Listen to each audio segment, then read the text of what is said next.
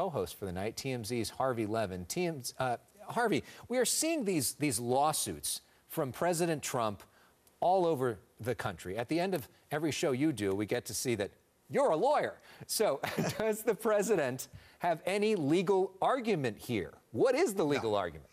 He doesn't have one. I mean, look, in terms of recounts, the average recount changes 500 votes when they do the recount. So that's not going to happen given what the lay of the land is in the various states that are in play right now. So secondly, in terms of proving fraud, he's never come up with any evidence. And I am positive that the U.S. Supreme Court, without evidence, is going to just throw him out of court if they hear it at all. So what I think is going on here, Elex, I don't think this has to do with Donald Trump seriously trying to win this election.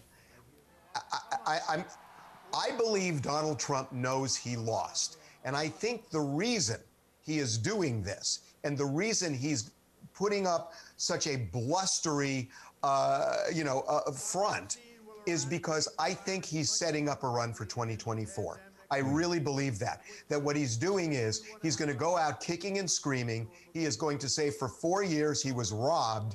His supporters, or at least a lot of them, believe that, and it sets him up for a 2024 run. I really believe that. I think he knows at this point it ain't going to happen in the courts. It's because it's not. Donald Trump versus Kamala Harris. Who wins that race?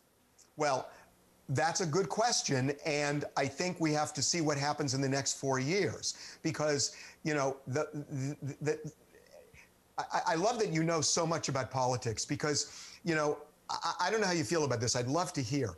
I think secretly the Democrats, or at least some of them, don't want to control the Senate.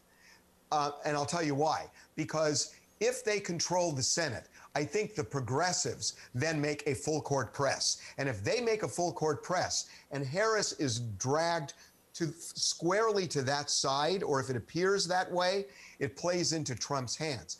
If there's a divided Congress, I think there's a much better argument to work in the middle. And I think that helps her. So in a weird way, I think this Georgia election is kind of a be careful what you wish for. Without getting too into the weeds on the politics stuff, I think some of that is dependent on whether Mitch McConnell and the Republicans in the Senate would be honest brokers in the way they go about what's going forward. And that's true. If they take the approach that they took with Merrick Garland, which is essentially no, I'm not going to do anything, then the Democrats don't want him to have control because then they can't get anything through. The Senate still needs to confirm the cabinet. So if you want somebody to be Secretary of State, Secretary of the Treasury, these really important jobs, and you got a Republican Senate that is trying to block all of that, you would rather have a Democratic Senate so you can get your way and try to set up the government that you believe in. I think that's right. And the only point I'm making is that, AOC has said that it's great, we'll celebrate on election night, and then we're getting down to business because we want a seat at the table. And so I think Kamala Harris is on a tightrope a little bit. And I hear what you're saying. I think that we might be surprised at the relationship between Joe Biden and Mitch McConnell, that it has been a fairly warm relationship. And if you hear McConnell's remarks when Biden left office at the White House, he was very complimentary of him. And we will see. But I think if the Democrats win the Senate, it benefits Biden. I'm not sure about Harris.